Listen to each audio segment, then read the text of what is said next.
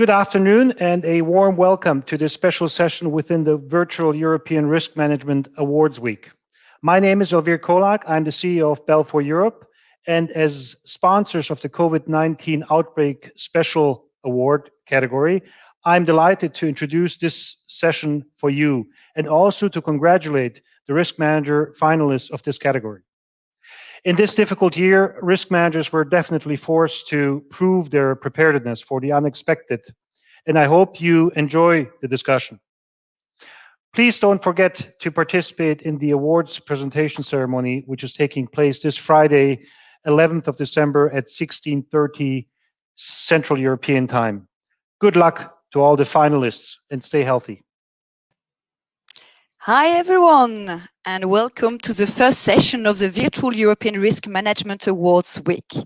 This is the fourth edition of the European Risk Management Awards, which recognize and reward best practice and innovation among risk managers, but also the wider community of industry experts.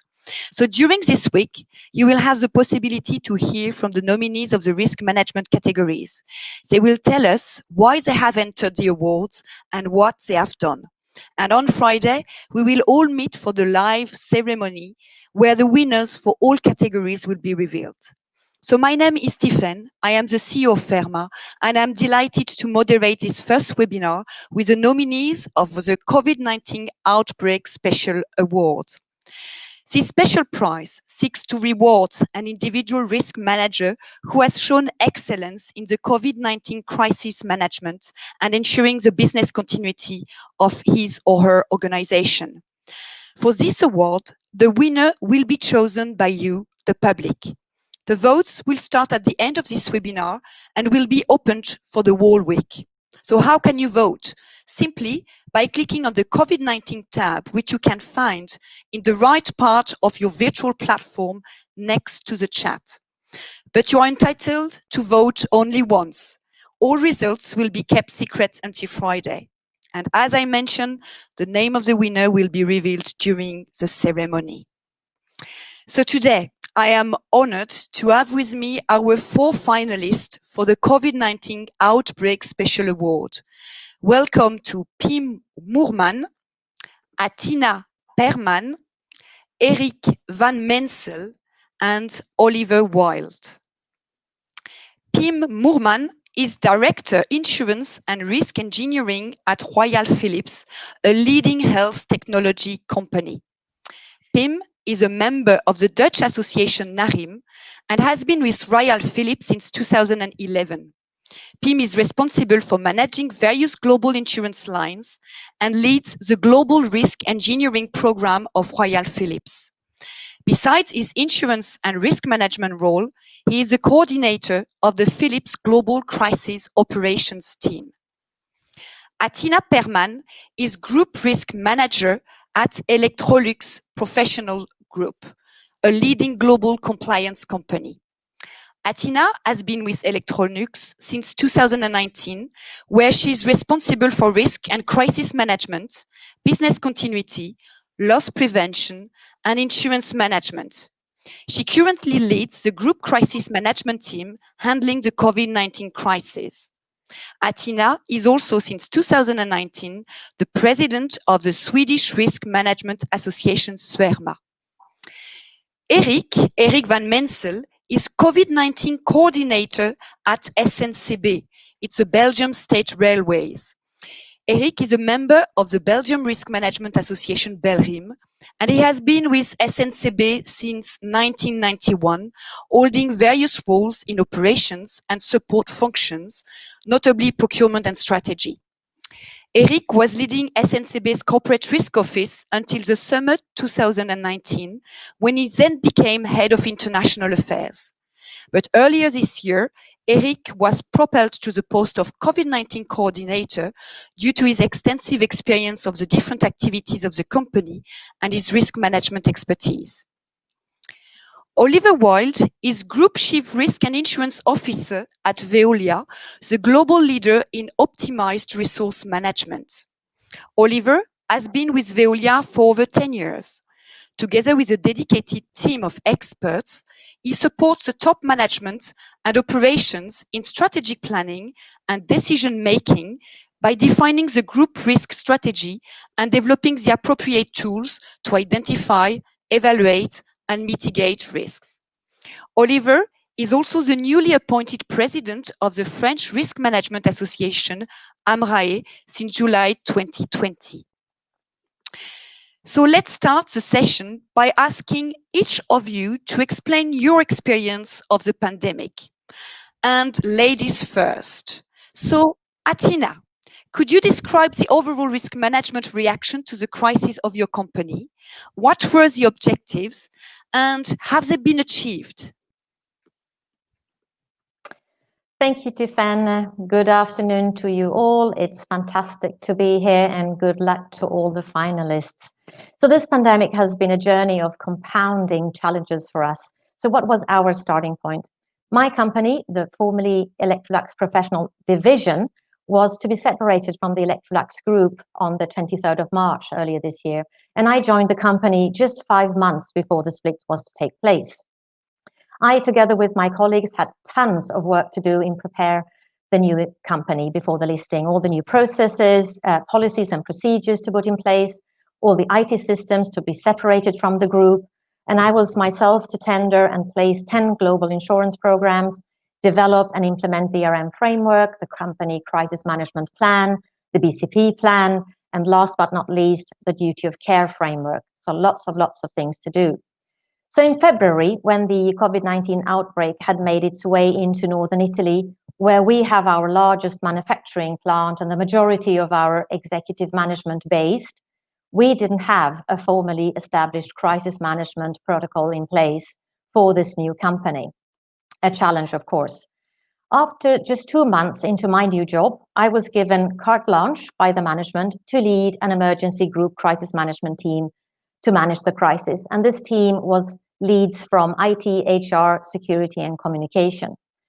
So as you said, Tiffany, what were our main priorities and objectives? Well, first and foremost, as any company, health and safety of our employees is, of course, the most important thing. Number 2, to succeed with the listing deadline of the 23rd of March. And of course, to continue with business operations uninterrupted and to support our customers. So we included HR resources from Asia into the crisis team, colleagues with experience from dealing with previous outbreaks of SARS and MERS in Asia, and of course used their valuable input when creating cleaning instructions, infection tracing protocols and templates, because they had done this before. And we also got some good supporting material also from International SOS. We then activated the local crisis management teams in all the plants and the factories and offices already on March 6, which was pretty early in the process in Sweden at least. And we then divided the manufacturing plants and all the main offices into different blocks and zones to keep people separated during work to prevent any virus spread.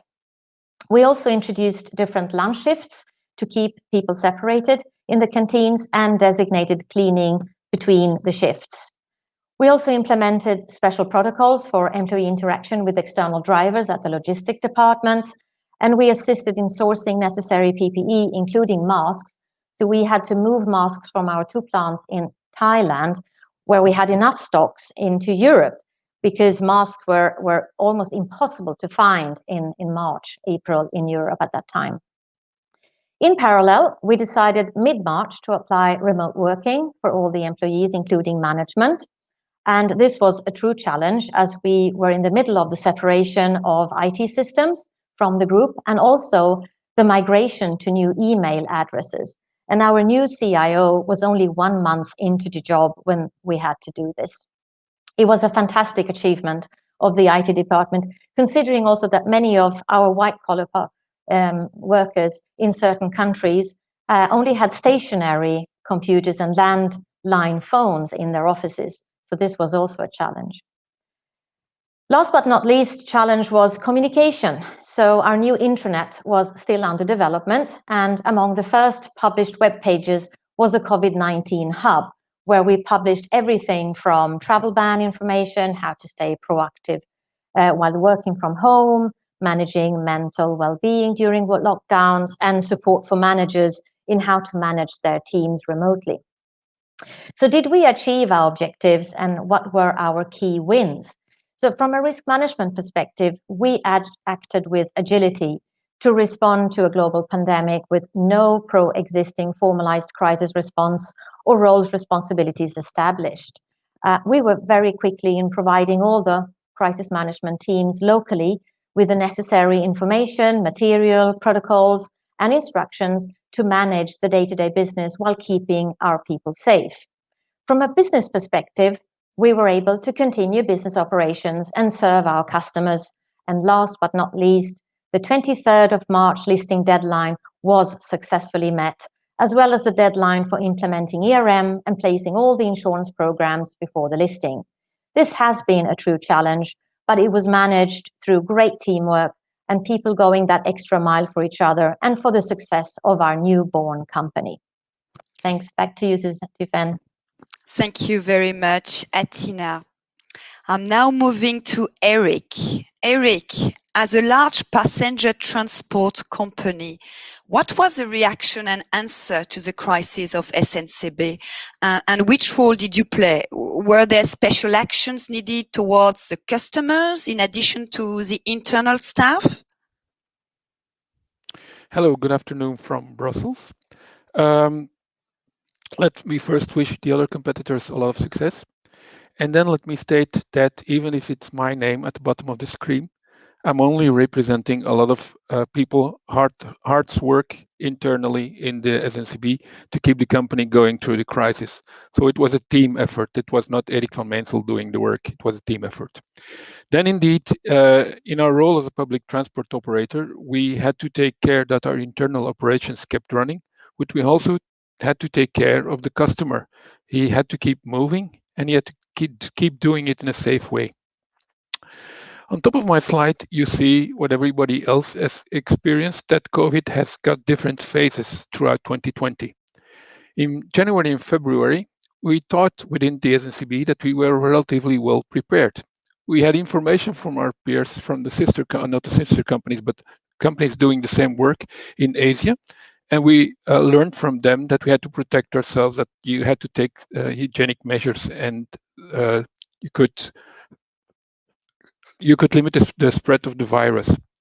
We thought really that we were all prepared until the crisis went to the next level in March, and the whole country was suddenly locked down.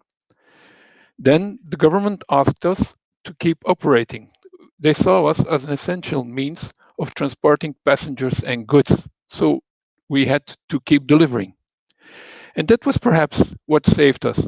We learned then and there what it meant to work with mouth masks, what it meant to work in a new 1.5 meter society, and how to cope with different problems like hygienic for staff and passengers. It was probably what saved us during summer, and we all thought that we were going in the right direction. Then came October, and it proved us wrong. Okay, now how did we tackle the COVID year? Early on in the crisis, we installed a COVID-19 task force. The task force was composed by the CEO and a couple of high-level executives from the ExCom, and was complemented by specialists in different fields, of course, risk and BCP, but also human resources and sanitary doctors. They had at their disposal a COVID dashboard with all the information from the company, going from how many trains are running to how many trains are cleaned, how many stations are cleaned, how many people are sick, do we have enough protection gear, and everything. The COVID task force was fed by information that you see on the left-hand side of the screen, and they took measures that you see explained on the right-hand side of the slide. There were, on the left-hand side, you see preconditions, you see exchanges and inputs, and you see our own workings. There was a very important precondition that I already mentioned. The government asked us to keep operating. So we had to keep the trains going, safe for our own staff and safe for the customers. Other inputs came from peers. We had contacts with our other public transport operators in Flanders, Walloons, and the Brussels region. But we also had a lot of exchange with other Belgian companies through Belrim, the Belgian Risk and Insurance Managers Association. And we had a lot of information at our disposal from the UIC, that's the worldwide organization of railway companies. And then, of course, we could tap into knowledge from Gartner, IRM, AMRA, all the well-known institutions that made available information about the crisis. Then we had our own workings. We had, of course, a risk plan, a risk office, and we had a continuity plan in every division. So we had a lot of things at our disposal. Everything went into the COVID task force, and the COVID task force made the decisions about operations and the timetable. That was decided to keep running, but at a reduced level. We had decisions about health and safety, how we imposed a lot of cleaning in the trains and in stations. There were a lot of decisions made about human resources. Everybody that wasn't needed on the floor was put in telework. We developed our own tracking app for people so that they could see if somebody was infected, that you could see that it was where they had gotten the infection, and it could be followed up. We also had psychological support in place, and of course a lot of communication external to the public and internal to the personnel. BCPs were updated and everything was put back in the system. I think that describes in large lines what our company's reaction was to the COVID crisis. Thanks very much. Thank you very much, Erik, for sharing with us your experience. I will now turn to Oliver. Oliver, how did a large company like Veolia deal with a pandemic like COVID-19? Hi, Tiffin. Thank you. Before I go into the details, I'd just like to start by congratulating the nominees and also thank Pehrman for the opportunity to share with the risk management community some practical examples of how the Veolia operations is navigating in this crisis with the support of the risk management team. As others have mentioned, I'm also only the spokesperson, so congratulations to the risk management team and worldwide operations at Veolia. So how did a large international company such as Veolia deal with the pandemic? Just to give you an idea, Veolia's activities are water, waste, energy management, working in over 50 countries with industrial and public partners. So you can imagine the complexity of dealing with a worldwide pandemic with different rhythms around the world, and how you would keep those essential activities maintained during the crisis, which is still going on. So like many companies, we rapidly put in place a crisis cell, not only at headquarters, but also at the level of the business units around the world. And the risk management team was obviously an active member of that crisis. So I'll just give you 3 or 4 examples, depending on time, of what we actually did. One of the elements is when you're managing a crisis, information is critical. So to take appropriate action, what we put in place, due to the vast amount of information that was available, the crisis cell needs to take decisions quickly, and they don't really have time to process information. So what we did was we delivered a dashboard to monitor the evolution of the pandemic across each of the countries where Veolia operates, allowing each of the crisis cells to easily access simple information. That dashboard includes the situation of the pandemic in the given country at a given point in time and the expected evolution in time in the next days or week, and then reporting on clusters and their location, so that we could act very regionally, not just at country level, and also taking into account government measures. So this allows us to anticipate the next phase and take action, and develop and implement the checklist. So this was a dashboard that was developed using digital tools, and it was accessible on laptops, tablets, and iPhone. So as you can see here, for instance, this is the dashboard that's available directly on your phone with the evolution of the situation, and we're still currently using that. So once you have that information, once you know which phase of the pandemic you're in, the starting phase, accelerating, or reaching its peak, or decelerating, or even aftershock. So what we anticipated in the first European lockdown was also the fact that we would get replicas of the pandemic. And so we also developed checklists. So once you have the information, what we developed were checklists of actions to carry out at operational level, based on 5 priorities. 5 priorities are: 1, which is to monitor and evaluate the crisis, obviously protecting the employees, ensuring business continuity, managing communication, whether it's internal or external, and protecting the company's assets and its data. So those are the 5 priorities that you find in each of the checklists for each of the phases of the pandemic's evolution. So we're still using this, as I was saying, because the crisis is not over, and we're seeing that some countries are in their 3rd or 4th replica. So these pragmatic and practical checklists were obviously well received by operations at the ground level. Another element that we developed based on this is sharing best practice. So communicating that best practice. A lot of the businesses around the world were developing graphics or posters to communicate to employees, and making sure that they knew what the reflexes were, what you had to do in a pandemic crisis such as this one. And so what we developed was a platform to share the best experiences from around the business units around the world, and everyone could download that material and not having to reinvent the wheel on an ongoing basis, and it was readily available. So that gave an overview of all the initiatives at zone and business unit level, and also practical information to implement at the local level. The third aspect, which is critical, is looking at different time horizons. So I think risk management really brought to the table something different to the crisis management, which is dealing with the urgent and the important. We developed an anticipation cell, which was really looking at what's going to happen in 2 to 3 months and what's going to happen in the next 18 months.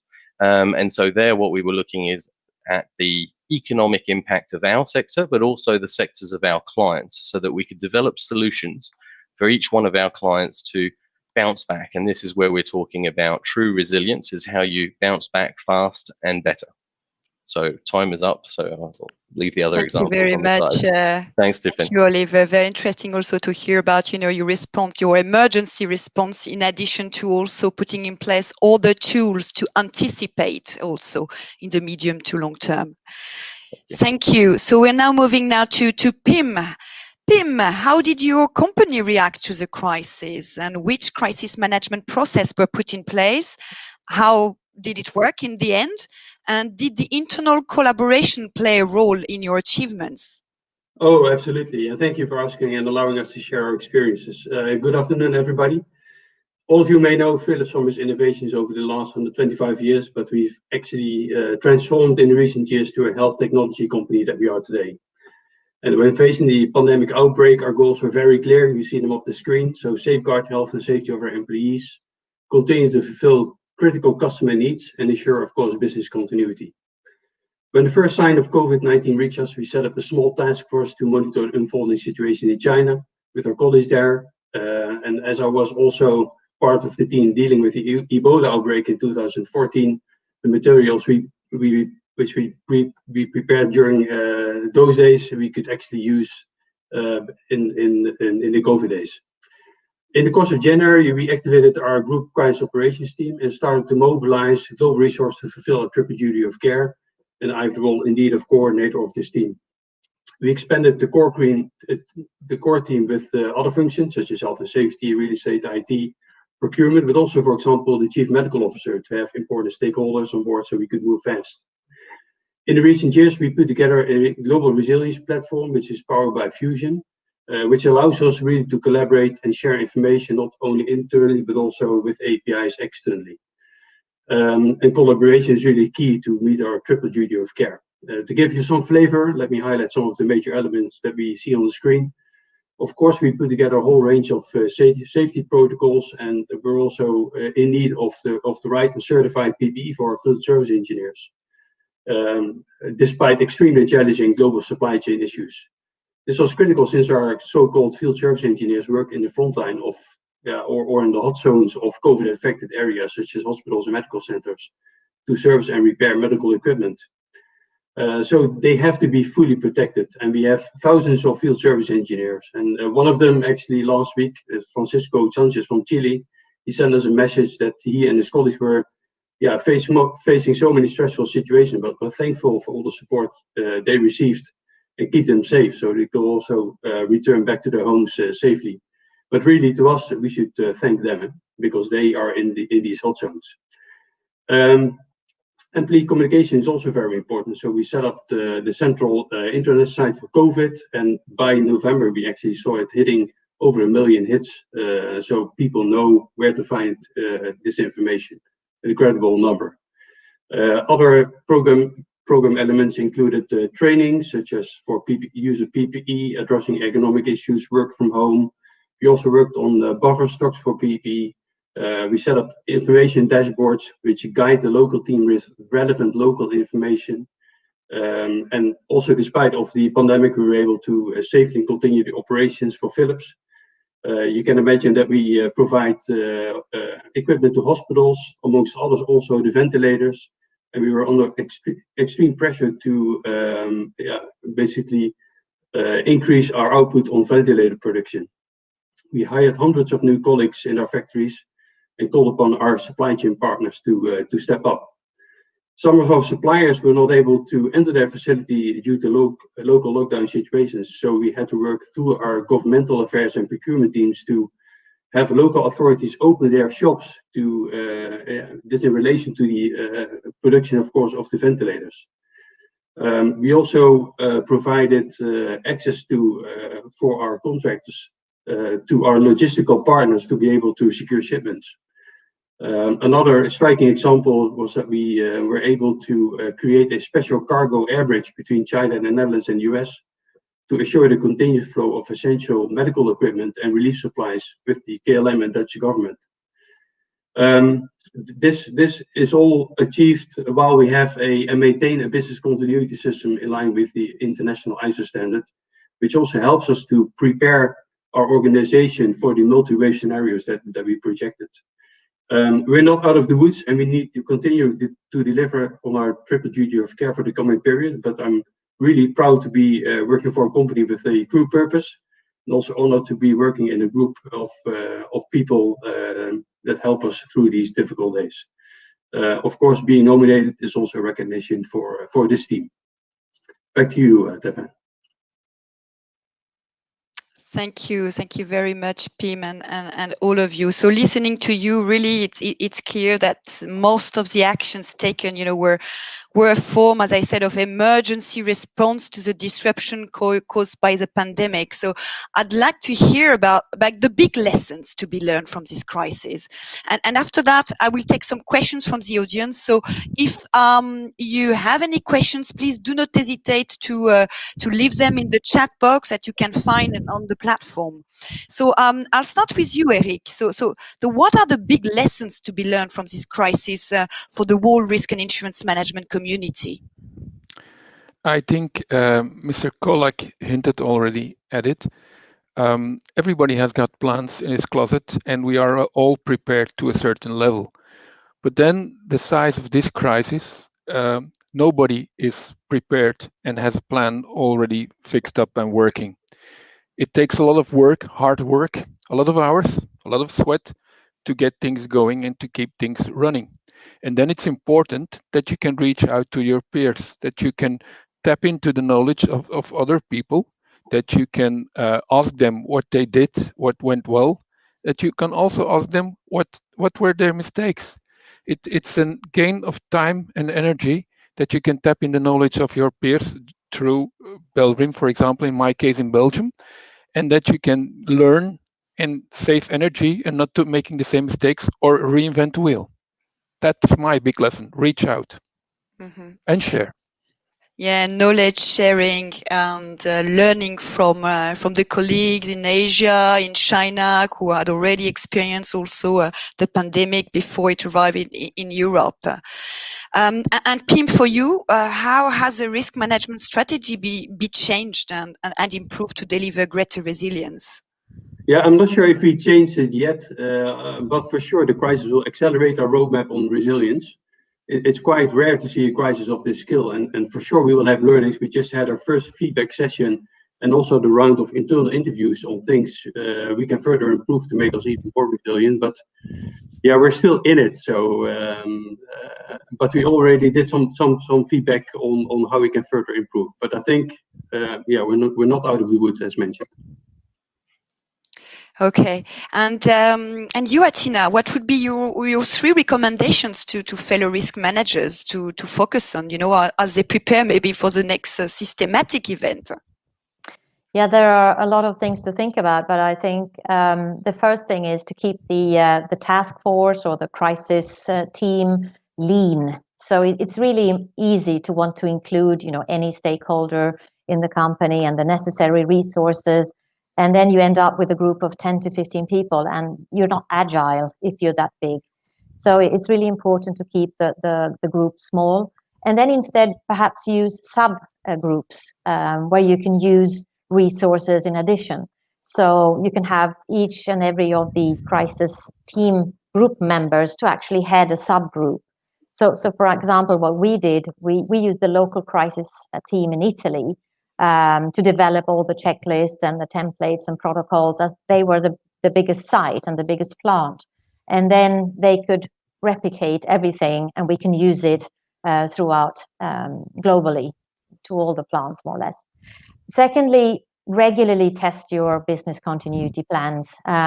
It's really important so that you ensure the business continuity measures really work in practice everywhere. So for us, for instance, with the working from home, everybody should have a laptop and mobile phone. That didn't work for us immediately because we hadn't anticipated that we had quite a few people in offices with landline phones, and so that's also important. And last but not least, just like Oliver said, try to stay one step ahead of the crisis and its consequences. So start thinking of not just focusing on what's happening here and now, but actually, lift your gaze and see what can happen in a medium and long term as well, and start planning for that. So I think that's important. Mm-hmm. So yes, and it's a nice link with Oliver. You were also speaking about the anticipation, Oliver. And for you, so we talk about the risk, of course, but I'd like to hear about the opportunities also that came out of the COVID-19. Sure. I like to be positive as a risk manager. Talk about risk and opportunities. I suppose the opportunity from this crisis, and I think we've all witnessed this, is the great opportunity for risk management and the added value that risk management has in the crisis cell, but also in the preparation phase. Erik was saying, practice makes perfect. Using your continuity plan on the shelf for the first time won't work in a crisis. And the fact that you take the opportunity that when the pandemic or the peak is decelerating, that you take that time also to refer back and have a return on experience and redevelop what could be best and better suited for the next phase. So I think one of the elements is, in a world of uncertainty that we're still living in, there's one certainty, which is the value of risk management. The companies who invested in risk management definitely are the ones who were the most responsible and the most resilient. So I think, I'm hoping that it will trigger for the ones who didn't have the opportunity to invest in risk management, that they will do that. And I'll just refer to an element that Athina was talking about. Is I think the risk management team is used to working by breaking silos. We're used to interacting with many functions, operations around the world, and our role is one of dialogue.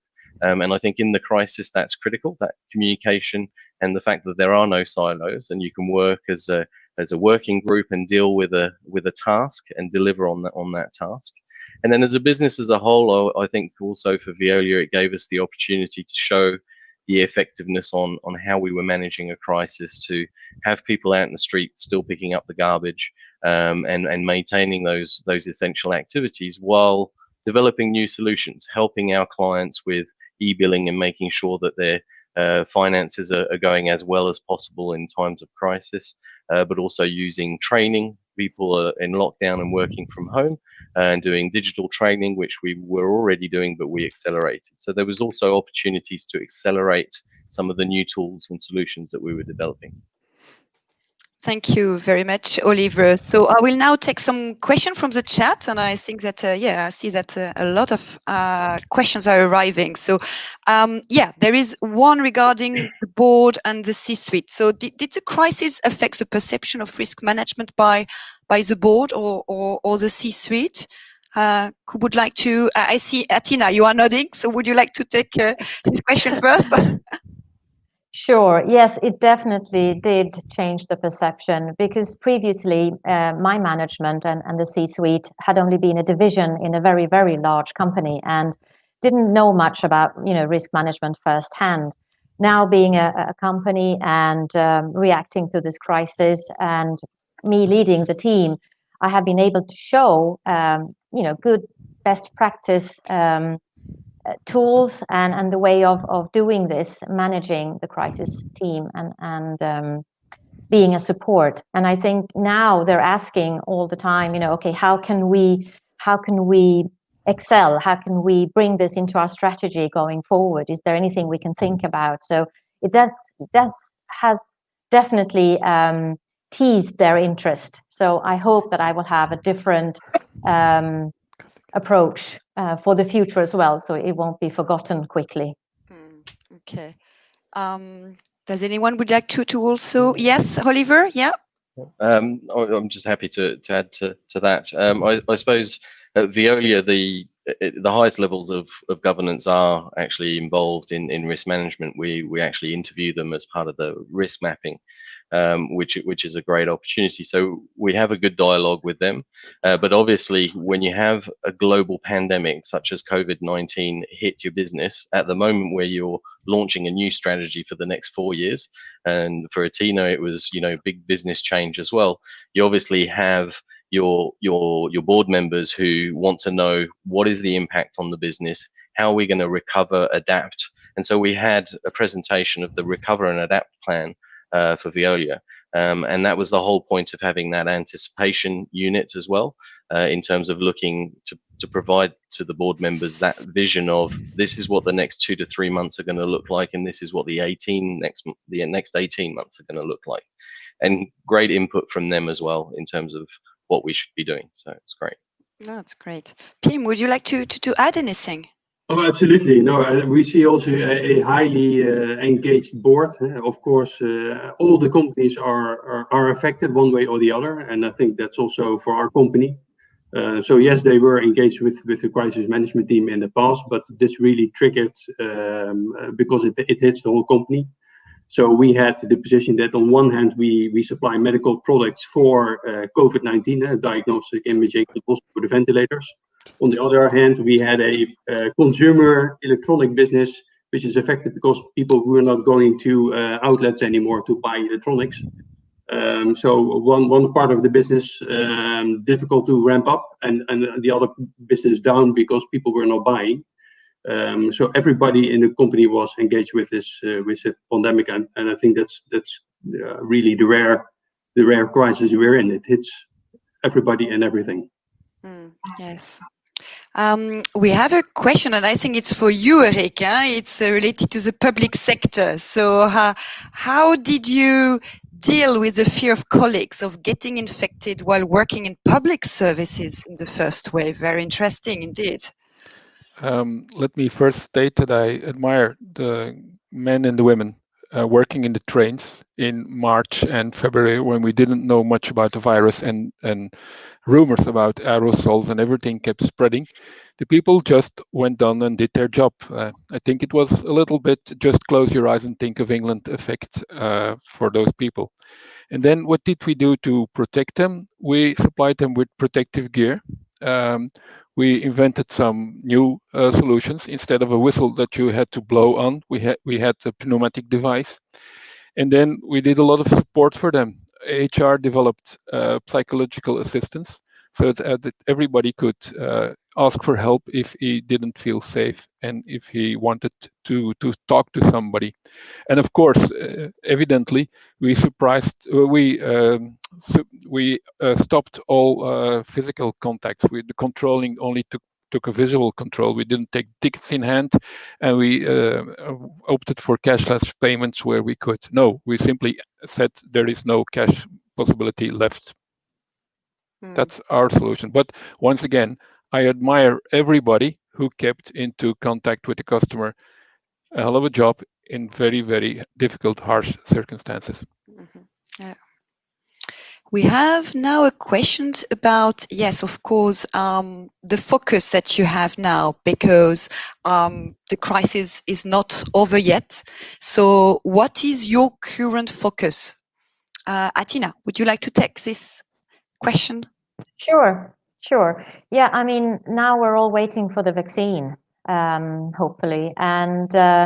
But we need to remember that not all countries will be providing vaccine for free or even for everybody in the public. So we are currently mapping all the countries where we are based to see if there will be vaccine readily available for everyone and in which order. And if not, we have to start planning for providing that vaccine as a company as well to our employees, and also make sure that our expatriates also are included.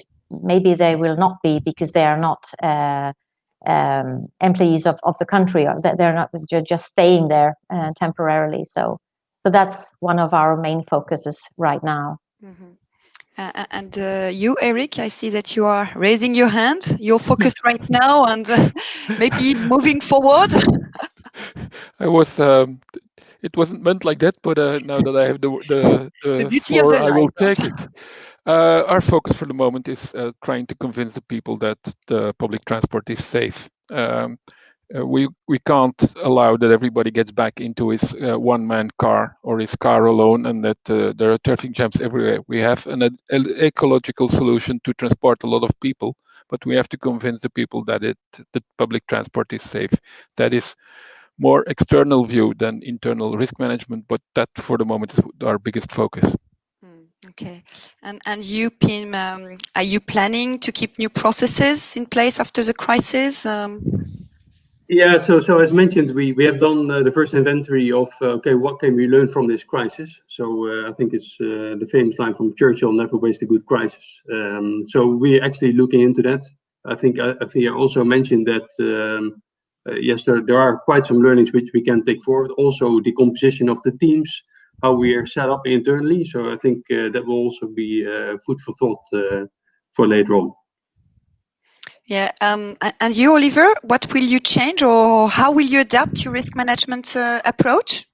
Well, our focus is still obviously employee safety as everyone else, and maintaining our activities.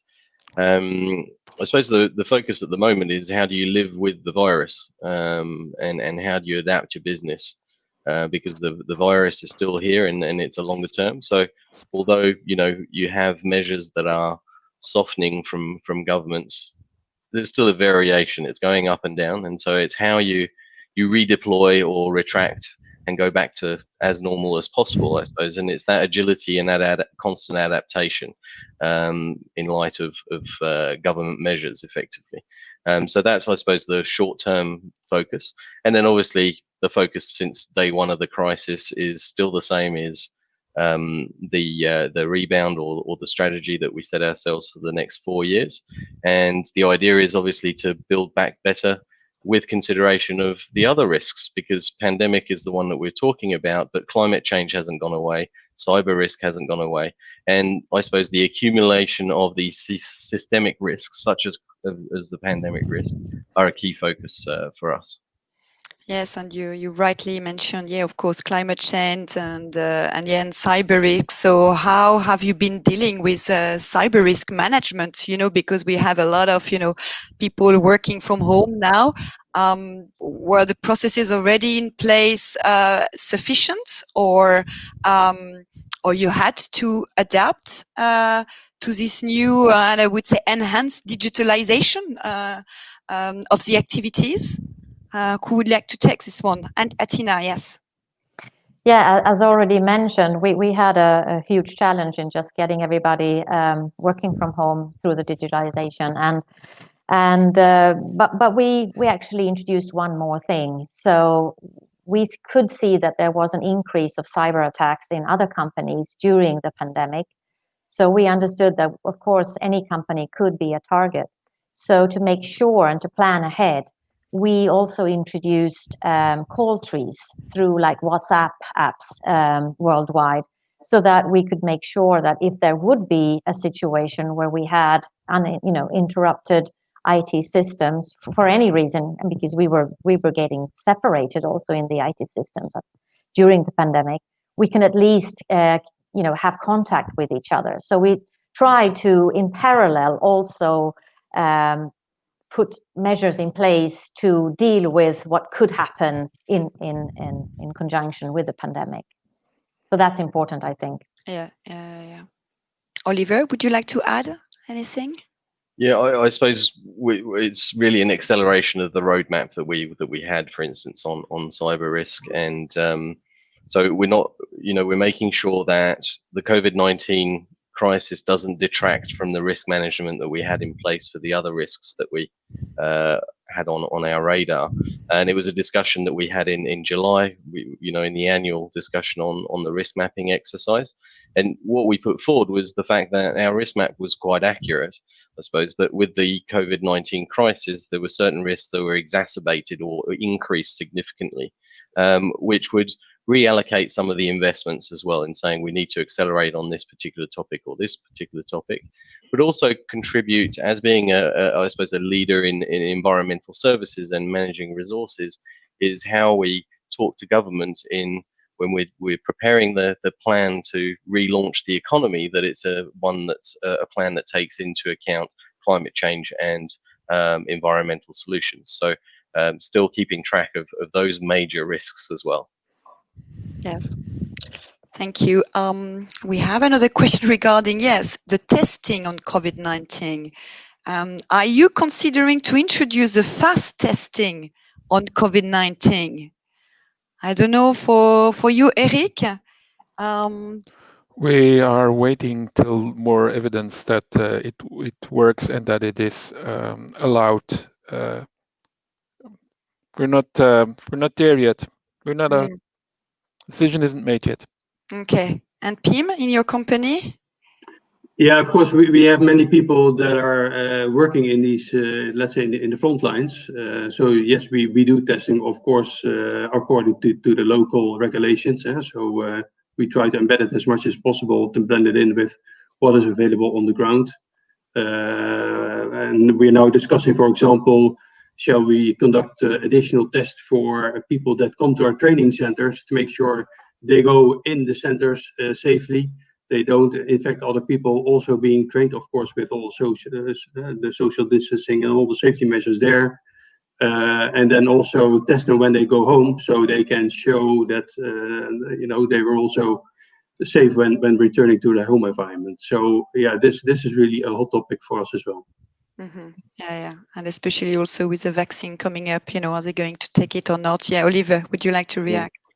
Yeah, testing. We put testing in place quite early on. In France, for instance, we never actually closed the head office or head offices, so we had probably reduced number of people for the first instances of the lockdown. But we had people wanted to come back to work, and we had people out on the ground picking up the garbage, making sure that water was distributed, and so on. So we secured testing with the laboratory quite early on. That was open to all employees effectively, but we're still on the traditional PCR testing and blood tests because the fast testing has not shown it's a high quality of results.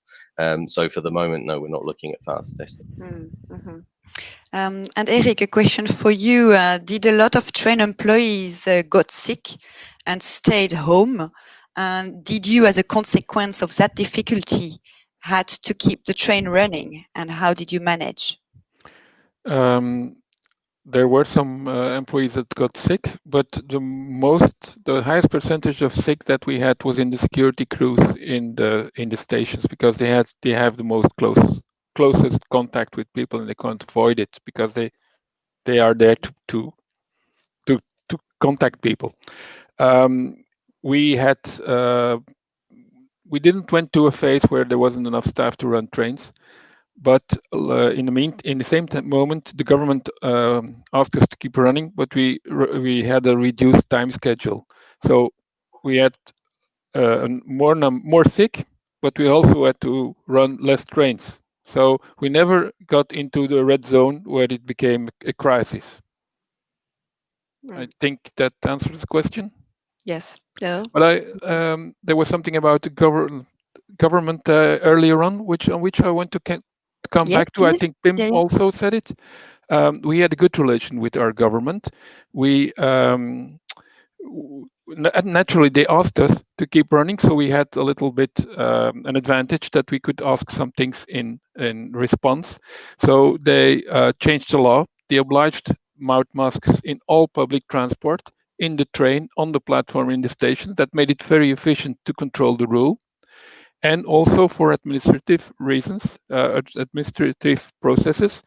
For example, when the driver's license expired, they immediately voted a law that extended the period in which it was valid.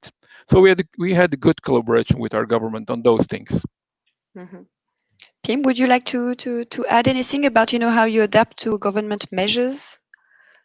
Yeah, that's something we are very keen on to follow. So as part of our dashboard, we have the local regulations for each of the countries to show to and share with the local crisis management teams, the region crisis management and the local ones in the countries, so they can follow up what the government prescribes. And it's also the same dashboard where it shows how we're doing in the specific countries or what the trends are. So having regulatory guidance is of eminent importance also for the health and safety of your employees. And yeah, for us, it's part of the triple duty of care. It starts with the health and safety of our employees. Mm-hmm. Yes, Oliver.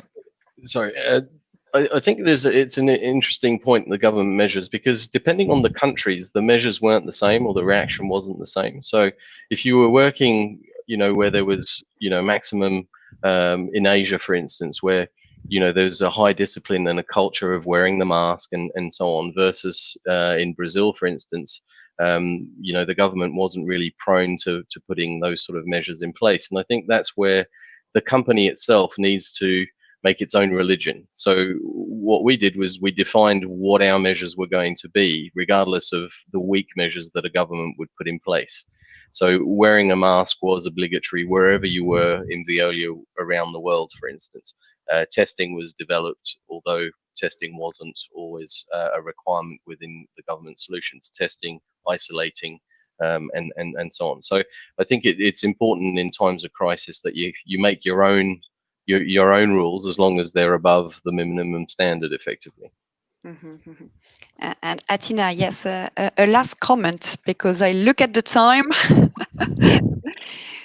Yes, I completely agree with Oliver. We did the same. As you know, we're a Swedish company, and you know about Sweden and the Swedish government doing everything completely different than the rest of the world. This has been a tremendous challenge for us in imposing the wear of masks, for instance, in the plants. But we decided as a company to have the same rules everywhere, because you can't really say that, why can I use a mask here and not there? So that's really important to have the same standard everywhere. But it has been a challenge with the Swedish approach, I would say. I hope that we will change now with the second wave ongoing, and that we take our senses and use masks also on the public transportations, because you can see in Sweden, on the metro and on the bus, people are not using masks, unfortunately. Yeah, there are still, different rules in different European countries. So we are nearly at the end of the session. So I'd like to ask each of you to tell me, just in a couple of words, what's your key takeaway from the crisis? Pim, would you like to start? Yeah, I think it's important to be prepared, practice, and collaborate. I think those are the three main words for me going forward. So from PPE go to PPC. Okay. Oliver, you in a couple of words. couple of words. I think, as I was saying, the risk management culture is key, and it needs to be diffused in all companies, whatever the size, so that we make sure that our economic tissue is as resilient as possible. Athina. Good risk management practices and fantastic teamwork. Teamwork is most important. And Erik. Be prepared. But when it happens, use the power of the group. Reach out and share. Learn from each other. Yeah, you have all said very strong and powerful words. So this webinar has come now to its end. So thank you very much to our 4 finalists. Clearly, it shows, that you've made very important contributions to the resilience of your organization during this ongoing pandemic. So it will be very, very difficult to find a winner. So I remind all of you that you can now vote for your preferred candidate by clicking on the COVID-19 tab in the right part of your virtual platform, which is next to the chat. And I also inform you that there will be 2 more live sessions to come in the coming days. So on Tuesday, we will have the webinar with the nominees for the Rising Star of the Year award. On Thursday, we will have the nominees for the Private Sector Risk Manager of the Year award. And do not forget, of course, the highlight of the week, the awards ceremony itself, which will be on Friday, where all winners will be revealed. So thank you very much for joining us. Thank you. Thank you. Thanks very Thank much. you. Bye-bye. Take care. Bye.